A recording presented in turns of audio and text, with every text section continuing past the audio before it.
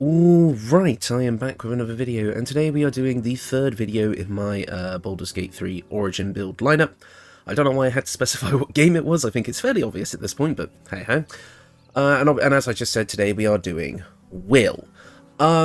This was quite an interesting one to build, because this is technically a build request as well, because the specific multi-classing I'm going to be doing here has been requested for builds quite a few times, and I think this specific combination works perfect for Wyll, both thematically and like lore-wise and all that, so I really wanted to give it a shot.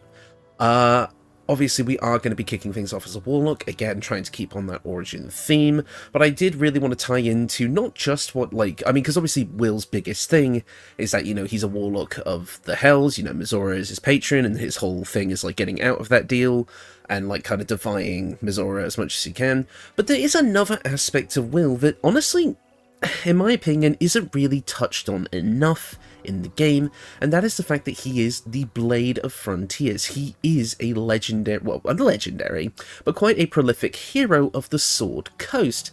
But kind of once he joins your party, that kind of goes under the radar in favour of the whole Warlock patron side of things. So I really kind of wanted to lean into that idea of this kind of heroic swordsman who travels the Sword's Coast, spreading, and his tale spreading far and wide of his exploits. So, by that description, you've probably already guessed what I'm going to do this build, and I think it's a fairly obvious combination anyway, but humour me for however long this video ends up being. But regardless, obviously we're going to be starting off as a Warlock, which means we're going to be able to get the two important cantrips of Eldritch Blast and Friends. I think with this build, we are going to be playing straight up to the strengths of the classes that we're using. I want Eldritch Blast. I want this to be a Blaster, Caster, Gish type build. So we're going to go for Eldritch Blast and Friends, again, because it's just one of the best cantrips in the game, especially if you're Charisma based. And as for our subclass, obviously we're going with the Fiend. I don't want to change this. It is basically the subclass that makes the most sense for Wyll, and I want to keep it that way. As for our spells, I've gone with Arms of Hadar and Hex. Hex just because it's a nice concentration spell that we can just quickly slap on and allow us to do extra damage, pretty good. And Arms of Hadar because it is kind of, as far as I'm concerned, it is kind of Wyll's spell. I mean, he uses it in the very first encounter you see him in, and as such I kind of wanted to keep it, but if you wanted to maybe lean more into the fire aspect, you could as well, but I quite like having these two spells to start. And as for our ability scores, these are pretty bog standard. Charisma, as our main stat at 16, is perfect. I've gone for a dexterity at 16, because this build is kind of going to be focusing on using light armor, although you can get medium armor later, but Warlocks just start with light armor, so I wanted to be able to get as much AC as possible, so 16 is quite nice. Constitution, because it's a good middle ground for our health, and Intelligence and Wisdom both at 10, so neither are in the negatives, and we dump Strength because we don't need it. And as for our proficiencies, Wyll comes with the folk hero background, giving him animal handling and survival, so I've gone with persuasion from his human skill and deception and intimidation for his other ones, because again we're playing a charisma based character. It's nice to have all the dialogue related skills we can get.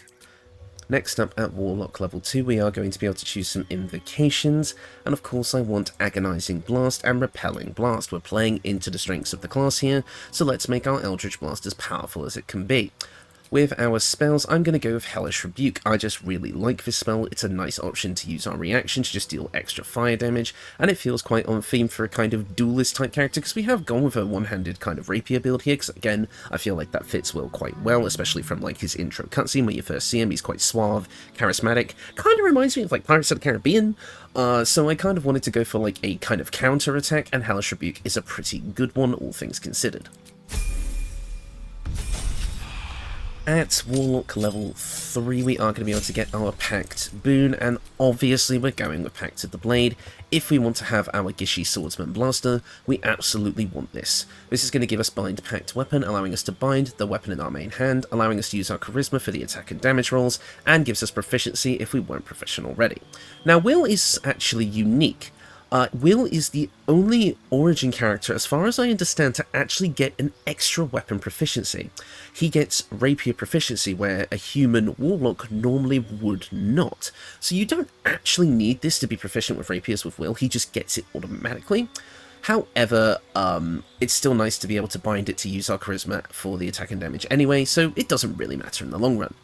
However, we also get the Pact of the Blade feature, which allows you to summon a weapon to your main hand, with the same kind of benefits that Bind Pact Weapon gets, in the fact that it uses your spellcasting ability modifier, and it also deals magic damage, and you're proficient with the weapon. So, and you can summon a rapier with this, but you can also summon greatswords, I believe a spear, a trident, a halberd. You can summon a bunch of different types of weapons with this, so until you get the weapon that I show off in the equipment section, you might as well use Pact of the Blade's weapon summoning feature, because I actually think it's quite cool. As for our spells, I mean, you can take whatever you like here, it really doesn't matter, but I'm personally going to be going with Darkness, because, again, let's play into the strengths of the class. Let's grab the Devil Sight Invocation later, since we're a human, we could use the Dark Vision anyway, and go for the Darkness Devil Sight combo as well, because, again, why not? Next up at Warlock level 4, we are going to be grabbing our first feat, and we are going to be taking an ability score improvement to bump up our charisma to 18, so that, because since everything we do is charisma based, we want to have this as high as we can, as early as we can. As for our cantrips, you can take whatever you like. I'll just grab Mage Hand because it's useful for utility, but you could grab something else. We also get another spell at this level, and kind of sticking with the hellish fire theme, let's go with Scorching Ray, giving us that good level 2 damage option. Level 2 spell, not level 2 character. And then finally, at Warlock level 5, we're getting our class feature, that being our Deepened Pact, and because we are a Blade Pact, we gain extra attack with our Pact weapon. Awesome stuff, we are now a full martial fighter at level 5. We also get another invocation, and as I alluded to earlier, we are going to take Devil Sight, so now we have the Darkness Devil Sight combo, which is pretty nasty. And finally we get to pick another spell, and again sticking with that hellish fire theme, I want Fireball because that is going to allow us to have a big AoE fire damage attack, but you can take whatever you like here. Hunger of Hadar is a really good control spell, counter spell for those pesky spellcasters. Anything you like here you can take, but I really want that Fireball because it's Fireball, and I like Fireball, but take whatever you like. Now, now, I don't feel like we need anything from Warlock level 6, so I want to jump straight into our multi-class, and if you haven't guessed it by now, it's Bard. Like, come on, a Blade Pact Bard Warlock, oh, it's perfect. Absolutely perfect for Wyll. Makes so much sense, and it's going to synergize so well, because again, it's all charisma based. So, we're going to get 2 cantrips, and obviously we're going to take Vicious Mockery, but our second one can be whatever we like, so let's just grab Minor Illusion. We can also get up to 4 spells, and I'm going to suggest the typical utility options. Be Speech for the dialogue, Long Strider for the speed, Featherfall for the traversal, and Dissonant Whispers for a decent attack. Although I can absolutely see you going for Thunderwave as well, but we can grab that at next level. Our starting instrument can be whatever you like. I've got a lute on the back here, but whatever. And of course, we'll keep our skill proficiency as performance, because of course we want performance proficiency as a bard. This is what I mean when I say Wyll. Maybe Wyll, like, because he is so charismatic, so suave, so roguish, and, like, he has this bardic nature about him, like, he may be spreading part of his legend himself, as well as the people who see his exploit. And I just feel like, again, he has that personality, just that first cutscene, where he's first introduced, where he's, like, you know, he gives off, like, a cool one-liner, and he's, like, stabbing with his rapier and, like, doing a flourish, and, like, it just makes so much sense for him to be part bard, in my opinion. I honestly wouldn't be surprised if he was a bard at some point before he got made into a warlock, just in the initial concept for him. But regardless, I really like this combo. At Bard level 2, we're going to be getting all of our typical Bard stuff, including, you know, Jack of all trades, so we get to add our half of our proficiency bonus to ability checks that we are not proficient in. This works really nicely because we have pretty well-rounded stats. And also Song of Rest giving us a 3rd short rest, which is just, it's great, it's brilliant. You can always go for a couple levels in Bard just for that. And as for our spells, I already said it, but we're going to be grabbing Thunderwave, because again, I just love the idea of, like, strumming your guitar and then and just like a thunderwave of sound comes out, pushing people away. It's so good. I love it. Next up at Bard level 3, we are going to get to choose our subclass, and you have, well, 3 options. Law would work really well. We already have an extra attack, so we're going for the Law option for extra spells if you would like, and the ability to give your enemies, you know, debuffs with your voice could totally work. College of Valor if you want to be more of a team player, which would allow you to buff up your allies with even more buffs through combat inspiration, and you would also get access to the full martial weapon and medium armor and shield proficiencies, you'd get all of those, entirely up to you. And again, that could synergize well with some equipment as well. If you kind of wanted to be a bit of a support leader type character, College of Valor works really, really well. But if you want the most powerful option for a single character, you want College of Swords. You know it, you love it, I hate it, but that's only because it's so good that it fits so many good roles. And I use it too many times. But again, if I want to make what I think is the best character build for these Origin characters, Swords makes sense for Wyll. Again, it gives you that rakish, roguish charm with the flourishing attacks on both your ranged and melee weapons, and it's also going to give us the dueling fighting style, allowing us to get even more damage out of our one-handed weapon, which is something we seriously want, and again, for Wyll, who is known for using rapiers, it makes perfect sense. We also do get access to level 2 spells at this level, and again, we'll play into the whole thunder aspect. Let's grab Shatter. At Bard level 4, we are going to get another feat, and of course we're going to take that ability score improvement to bump up our charisma to the maximum, giving us 20 total, meaning that now at total level 9, yes, we are going to have maxed out charisma, which is super, super good, because again, it affects everything. We get another cantrip at this level, we'll choose this one, and then for our spell, again, you can kind of take whatever you like here, it really doesn't matter. If you're not feeling like Hex is really doing it for you anymore, a concentration spell like Hold Person could be super, super good, and works great with a melee gish like us, because it will allow all of our attacks to hit with critical hits up close, which is something that we would really, really like. Next up at Bard level 5, we're going to get all the cool Bard stuff that you get at this level. Our Bardic Inspiration is now bumped up to a D8, and we now recover our Bardic Inspiration on a short rest as well as a long rest. Pretty darn good overall. And as for our spells, we now get access to level 3 ones, but there's none of the level 3 ones that really speak out to me, so I have a feeling just something like Enhance Ability to be able to help you out with ability checks could be really, really good, but it's a pick your favourite situation. In fact, Heat Metal would actually be a really good option that would kind of be on theme with the fiery aspect of Wyll's kind of more Warlock features, so you know what, we'll actually take that one. At Bard level 6, we are going to get access to a few extra things, and speaking of extra, we get extra attack, and because the Pact of the Blade Warlock extra attack works differently than regular extra attack, which is what this is, they actually stack, meaning that now at level 11, we get 3 attacks per turn with our action, which is the same as a fully single-classed fighter at this level, making Wyll super, super strong, because that can be 3 blade flourishes if you wanted it to, adding that extra d8 of damage at this point. So this is an extremely strong combo, especially considering this is all scaling off of 1 stat. Single ability score dependent classes are class combinations just amazing. And we also do get another spell at this level. Again, it's a pick your favourite situation. None of these are really going to make or break the build, so I'll just go with Enhance Ability since I made a case for it earlier. And then finally, at Bard level 7, and I'm going to Bard level 7 rather than Warlock 6, because I don't care very much about the Warlock subclass feature that you get at that level, which is just the ability to add a d10 to an ability check once per short rest. I'd much rather get that level 4 spell slot that we get at this level, and of course access to a level 4 spell of our choosing, and again, this is a pick your favourite situation, it really doesn't matter what you choose here.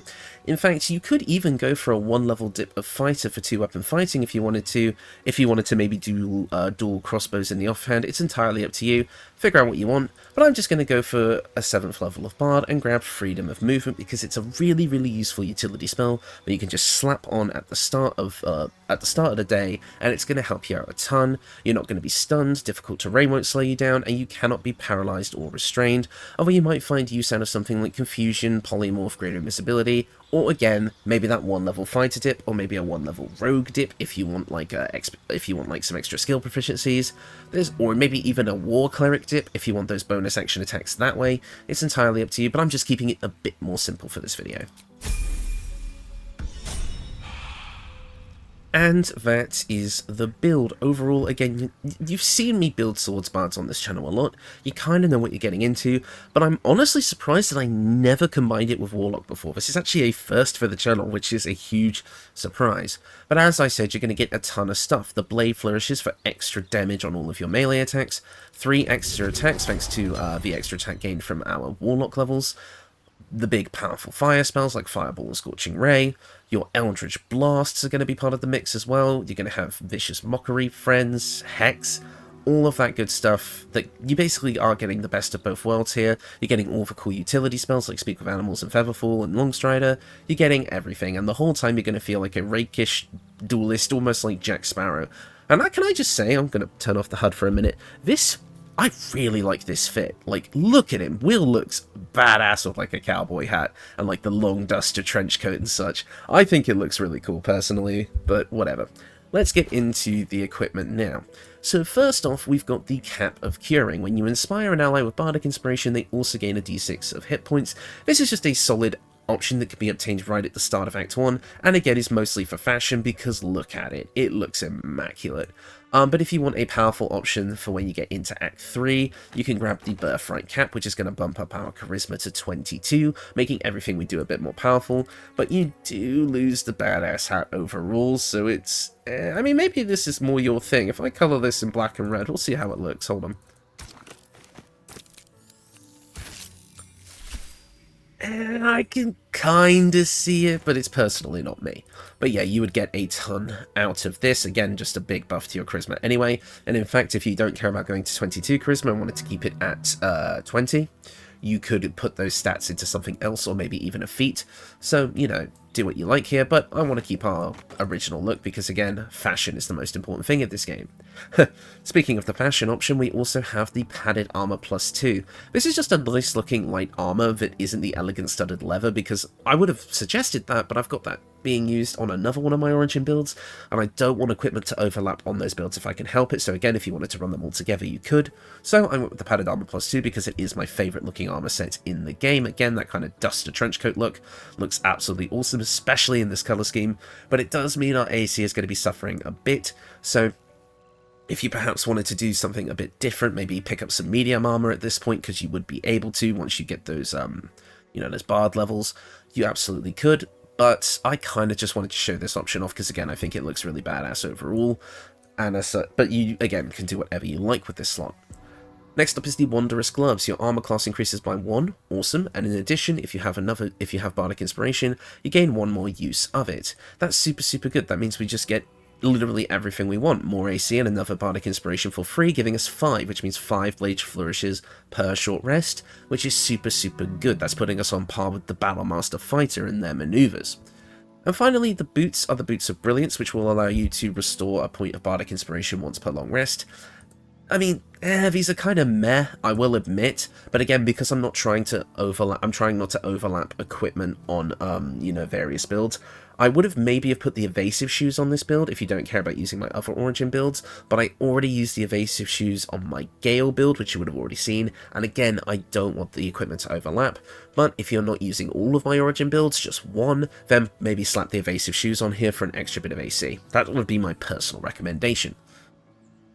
As for the accessories, the amulet doesn't really matter. Again, if you wanted to maybe throw the Spellcrux amulet on here, because again, I usually recommend that for Warlock builds, and even a build like this that only has 1 level 4 spell slot, you could, but I might be using that for another build, so I didn't want to show it off here, and I felt like the Unflinching Protector amulet works perfect for Wyll.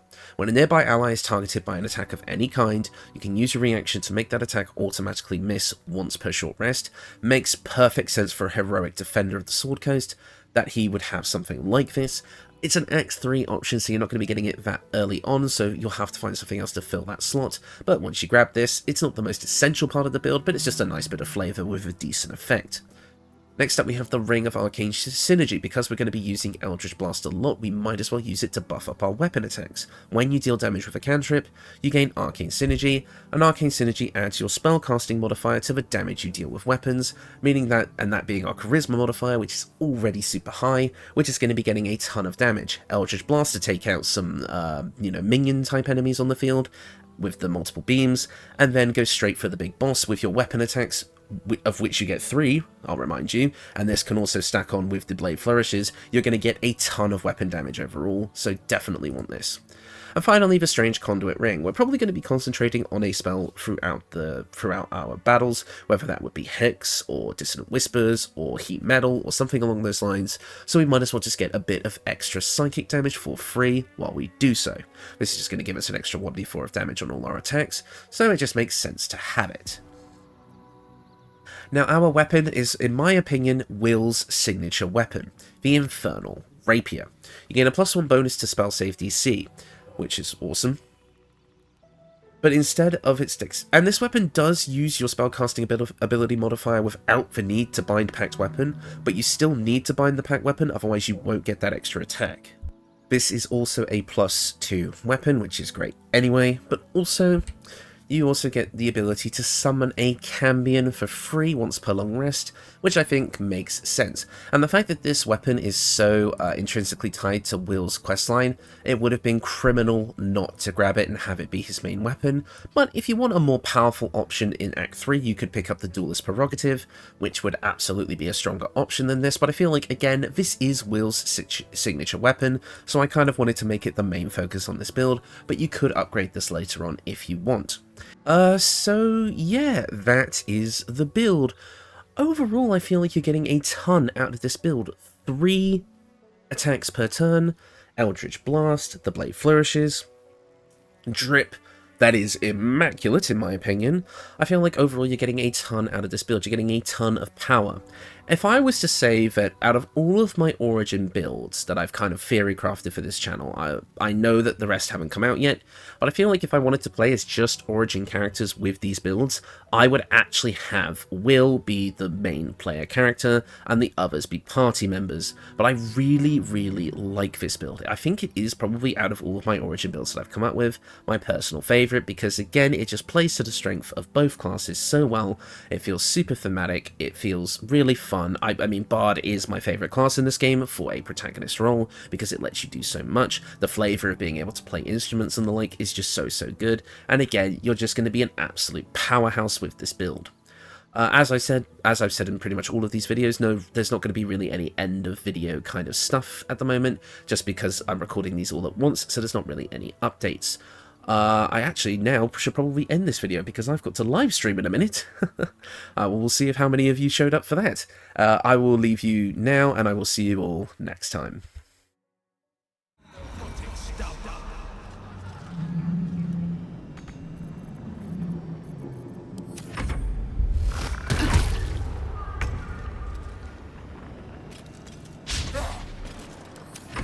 Throw their corpses in the sticks.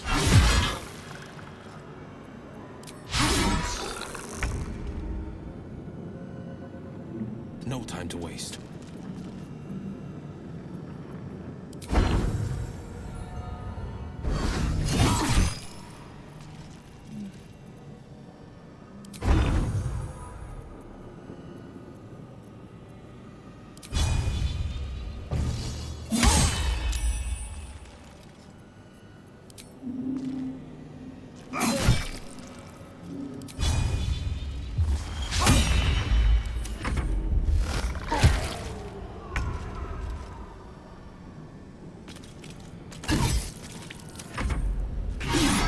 Or your spine is mine. The helm is close. This will not be where my legend ends.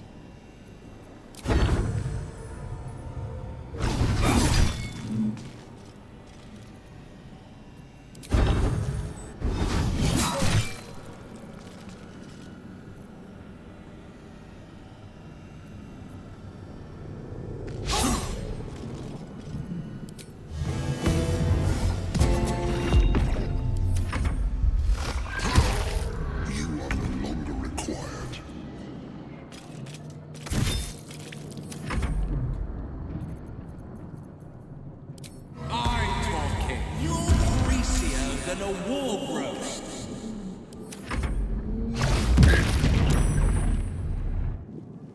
Come a little closer.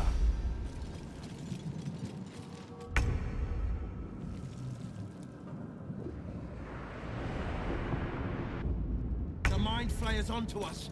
Get to the transponder.